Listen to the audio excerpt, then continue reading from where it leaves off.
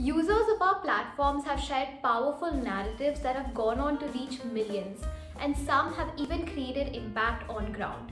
And it doesn't take much to write a strong personal story that resonates with thousands. So here's a quick guide on writing a good personal story on Youth Ki Awaaz. First, make sure the story is socially relevant. Youth Ki Awaaz is a social justice media platform. So stories, even personal ones that connect to an issue that affects more people, are received better than others. And the issue does not have to be a huge national crisis that needs solutions. It could also be a small local matter that many people relate to. Or it could entirely focus on your personal experiences but is a reflection of the society that we live in. Like one by Isha Chitnis, where she shared a horrifying encounter with a man on a train who masturbated at her and her friend, and how the police responded to it when she complained about it. This story reached over 1 lakh people and got the attention of the Mumbai police, who sprung into action and caught the perpetrator. Second, write in first person. It's your story and no one can share it better than you. So make sure to use pronouns like I and me in the narrative and keep yourself at the center of it. Next, give your story a structure and timeline. It's important to hook your reader right from the beginning to make sure they read the whole story. So start your story by coming straight to the point.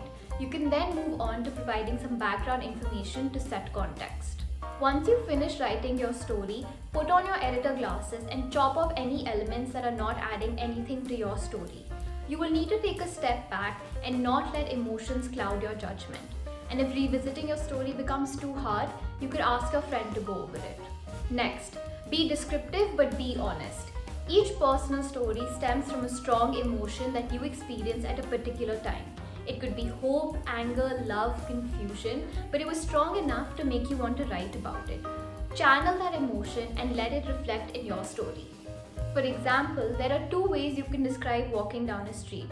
First, I walked down a street to get home at night. Or, I walked down an isolated, poorly lit street in the middle of the night. Next, talk about what you've learned.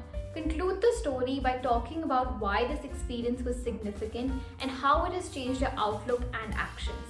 If you're linking it to a bigger issue, this is where you talk about it. And this could be in the form of news reports you've read, or data, or something even a public figure said.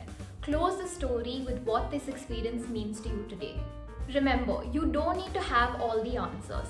The point of your story is to share something you experienced and what you learned from it, not to save the world. So it's perfectly alright not to delve into finding solutions to bigger issues. So stick to talking about things that you are certain of rather than forcing unresearched solutions. Finally, anonymity and accusations.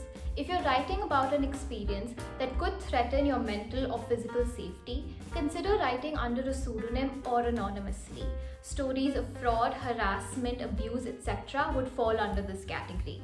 If you're sharing an account of abuse or an incident that should have been reported or is currently under investigation, avoid naming the perpetrator unless you have evidence to back it up. Otherwise, you could also run the risk of being accused of defamation. However, if the story is about positive experiences or personal achievements, then hiding your identity takes away all credibility. So don't do it. The final thing to remember is, don't think your story isn't important enough to share. Just because a lot of people might have shared similar experiences doesn't mean your story doesn't hold value. So if there's something that's been on your mind for a while, pen it down. Your experience could mean so much to so many.